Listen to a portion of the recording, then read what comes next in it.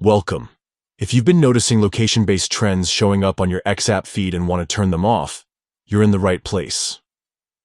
In this guide, I'll walk you through the updated, simple steps to turn off location-based trends on the X app, so you can enjoy a more personalized and private browsing experience.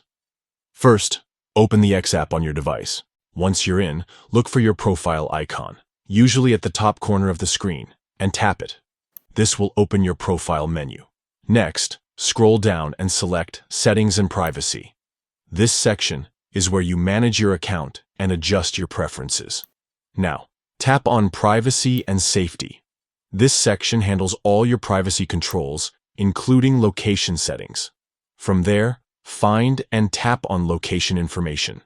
This will lead you to controls related to how your location is used within the app. Then, tap on Explore Settings. This option manages what trends and content are shown based on your location. Finally, you'll see the toggle for trends for you.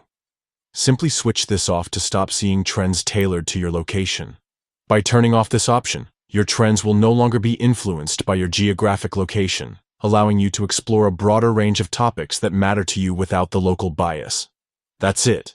With these quick steps, you've successfully disabled location-based trends on the X app.